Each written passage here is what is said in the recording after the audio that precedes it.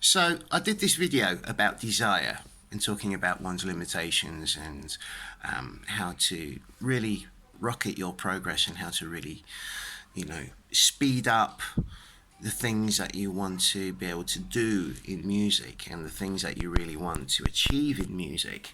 And there's a difference between those who have this desire and fulfill things, and then there's people who have this desire and they kind of stop at some point. I just want to elaborate on that because I've been thinking about it, and as helpful as it seems to have been for those who've viewed that video, I just wanted to add some more things about that, which come from my own personal experience, and that can also maybe help you. So there is initially the thing that you desire. Here's the thing that you desire, right? What carries that through is faith. Faith blended with desire makes this incredible concoction. It's like, what's it like? It's like an amazing smoothie when you've got these ingredients of fruits and they can be blended to make a really, really refreshing drink. Or it's like the perfectly balanced ingredients to make a really wonderful dish that makes you feel really great afterwards. It's that. So you have the desire for something. I want to be a really, really good saxophone player, or what I'm so influenced by. You might be thinking, I'm so influenced by who I'm listening to on these albums that I've got. I wish I could do that. That's your desire. But your faith is the thing that, if your desire is here, your faith is the thing that carries it into the foreground and beyond. So, okay, but how can you sustain that faith? And how can you make that faith work for you? Well, here is something that I do. Sorry, there's a motorbike going by. Here is something that I do, and I always have done. I visualize. This is something that I do, and this is something very personal for me, and I'm sharing it with you because it works for me, and it always has worked for me. And if I look back in my life and all the things that I've achieved, it's come from a sense of visualization. It really has. When I first picked up the saxophone, I was so moved by the music. It gave me the desire. I was moved by the music. It gave me the desire to want to be able to emulate. Maybe not imitate, but yeah, imitate as well. Okay, but maybe not 100% imitate, but emulate what I was hearing and what these people do in their playing. And when I listened to these people back then, many years ago, when I was a teenager, up until this very moment in time, I'd imagine when I'd be listening to these albums, I'd be imagining that's me doing it. It feels quite funny for me to say, but I do tell students this, and I've told entire classes this, or lecture halls this. But I imagine being the person that I'm listening to. I imagine being stood there playing this solo, either in a recording session or on a stage, and I haven't got perfect pitch at all, but I can recognise and hear, because I've been playing the saxophone for long enough. I can recognise and hear whereabouts the notes are within the ranges of a saxophone, right? So I kind of imagine what it's like when they're playing. First of all, I will have heard their solo over and over and over again, not by any obligation, but simply because I absolutely love this approach to playing, or their solo, and I'll have heard it over and over and over again, to the point where I can sing it. I can sing along with the recording, and I'll imagine myself playing it. Simply imagine myself playing it. I will visualize on the horn, whereabouts within the registers they are in the horn throughout that solo that I'm singing along to. I'll imagine myself in the situation of playing with that rhythm section that's also accompanying the soloist who I'm listening to on the record. Um, I will be listening to it over and over again with this image in mind. Also, knowing that I'm not that person at the same time, and I'm me. So there is a big difference that I make between that as well. But there are certain things in that solo that I really want to be able to, first of all, embed in my soul, and also in order to do that, I will visualize it, and I will then slowly graft away at getting those lines down. Not just the lines, but the energy in which these people are playing with. Because it's not just the lines you're transcribing, is it, right? It's the energy that you're transcribing. It's the spirit that you're transcribing as well. Because anyone can play lines, but you got to get the intention down. Like how some actor would be impersonating somebody like Robert De Niro or Al Pacino or Anthony Hopkins. It's like if an imitator were to be imitating an actor or some politician or somebody like that, they would put themselves into their shoes with the amount of spirit and integrity and character. So I'll be transcribing that as well, and I'll be transcribing that because it resonates with me, because I feel like there's something in that playing that resonates truthfully to me, and I want to unleash in myself in order to be able to simply experience that. Okay?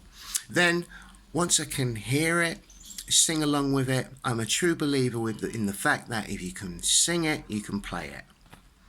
So I don't just go into any transcription completely cold. I first am able to sing it, play it, visualize myself in that situation of playing it, and then it kind of just comes. It kind of just falls into place. It's like the arithmetic has already been done. The spiritual work has been molded, has been accepted, has been made aware of, and I have a belief that, because it resonates with me, it's on the same frequency as what is resonating to me, that frequency must be evident and real inside me as well to be able to do that. So that is my faith. And by habitually listening to something over and over again, I'm talking one track over and over and over again, knowing one thing, knowing 100 things from that. I use that to teach not just my conscious mind, but my subconscious mind. And so it's going into my conscious mind, it's analysing it, it's working it out, but it's going into my the vision. You must be aware of that word, the vision that you create for yourself on a repeated cycle is what's going to become present in your subconscious. And that's it. That's the secret. That's the key. That's what it's about.